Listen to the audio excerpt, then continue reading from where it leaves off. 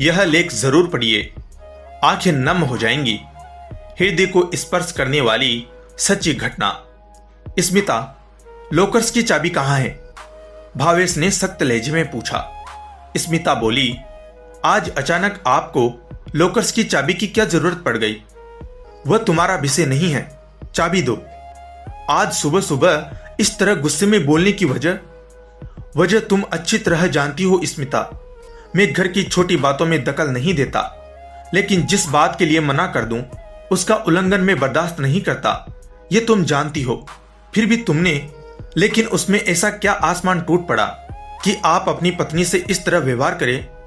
स्मिता ने कहा। स्मिता, अगर किसी इंसान का अतीत न जानो तो कोई भी फैसला नहीं लेना चाहिए। तुम क्या जानती हो मेरी माँ के बारे में? मेरी माँ के स्वर्गवासी होने के बाद मैं उनकी पित्तल की थाली, कटोरी और चम्मच में खाना खाता था। वह तुम्हें पसंद नहीं था। तुम बार बार कहती थी कि उन्हें कबाड़ में दे दूं। तुम्हारे नजरिए में वह सिर्फ एक पुरानी थाली, कटोरी थी। मैंने तुम्हें साफ शब्दों में कहा था कि तुम इन बर्तनों को लेकर कोई फैसला मत लेना। फिर भी तुमने वह थाली, कटोरी और चम्मच कबाड़ी को बेच दिए। अगर तुम्हें मेरी माँ की थाली पसंद नहीं थी तो उनके पुराने गहनों पर भी तुम्हारा कोई हक नहीं है। चाबी दो। वह गहने मैं किसी गरीब को दान करना चाहता हूं। स्मिता बस देखती रह गई। तभी अंदर से बेटा श्याम आया। पापा, आप इतने गुस्से में कभी नहीं होते, आज क्या हुआ?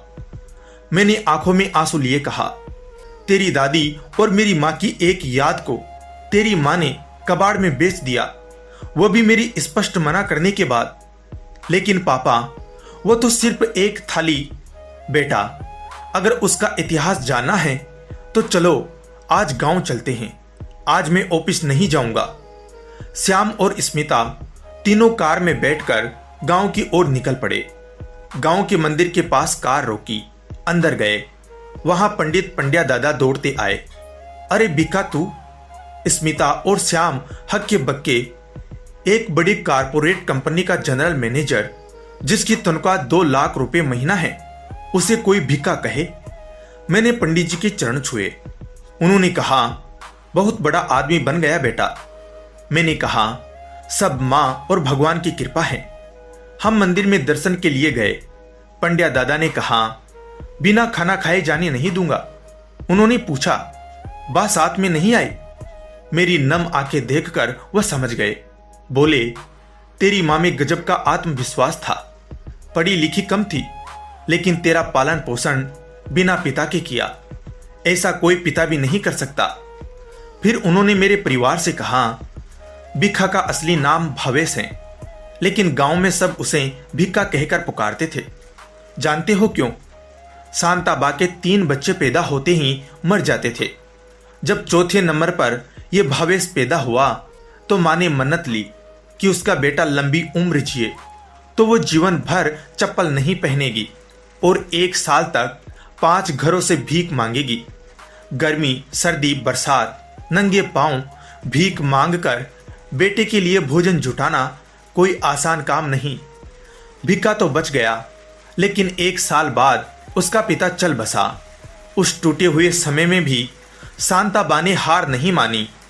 गांव का हर काम करती और बेटे को मंदिर में पढ़ने के लिए छोड़ जाती। उसका सपना था मेरा बेटा बड़ा साहब बने। मैं फूट फूट कर रो रहा था। मेरा बेटा श्याम भी दादी की बातें सुनकर रो पड़ा। पत्नी स्मिता हाथ जोड़कर बोली, मुझे माफ कर दो भावेश, माँ को समझने के लिए 10 जन्म कम है। भावेश ने चेक बुक निकाली और पंड्या दादा से कहा, ये 2 चेक हैं, 1 लाख का मंदिर के लिए, 1 लाख का आपके लिए। लेकिन असली काम अभी बाकी है। माँ जिन 5 घरों से भीख मांगती थी उन घरों में चलो। पंड्या दादा ने मुझे 5 घर दिखाए। मैं हर वृद्ध के चरणों में गिरा और 1-1 लाख का चेक दे दिया। रास्ते में पंड्या दादा बोले, बेटा, लोग 13वीं अस्थि विसर्जन करते हैं, लेकिन आज तूने अपनी माँ को सच्चे अर्थों में मुक्त कर दिया है। तुझ जैसा बेटा सबको मिले। हम लौटने लगे। घर के पास बर्तनों की दुकान आई तो स्मिता ने कार रुकवाई। दुकान के अंदर गई और थोड़ी देर बाद बाहर आई। उसके हाथ में माँ की वही पित्तल की थाली, कटोरी और चम्मच थी। स्मिता बोली, कल मैंने इन्हें यहीं बेचा था, आज फिर से खरीद लाई। अगर यह सेट बिक गया होता तो मैं खुद को कभी माफ नहीं कर पाती। भावेश, मुझे माफ कर दो। मैं इतनी छोटी और कमजोर निकली कि इन बर्तनों का मूल्य समझ नहीं पाई। स्मिता, मैं कौन होता हूं माफ करने वाला? मैंने तो बस यह समझाने की कोशिश की कि भावनाओं के रिश्ते कितने गहरे होते हैं। ठीक है, लेकिन एक शर्त पर गाड़ी में बैठूंगी। अब से रोज मैं इन्हीं बर्तनों में खाना खाऊंगी। यही मेरा प्रायश्चित है। भावेश बोला, मुझे इतना ही काफी है कि तुम्हें अपनी गलती समझ आए। तुम खाओ या मैं, यह जरूरी नहीं। जरूरी यह है कि जो भी हो, हमारे रिश्ते में आदर और समझ बनी रहे। प्रेम का बंधन इतना मजबूत होना चाहिए कि कोई तोड़ने आए तो खुद ही टूट जाए। अगर इस सच्ची घटना ने आपकी आंखें नम की हो तो इस कहानी को आगे जरूर शेयर करें दोस्तों। अच्छी लगी हो तो लाइक करें और चैनल को सब्सक्राइब करें। धन्यवाद दोस्तों।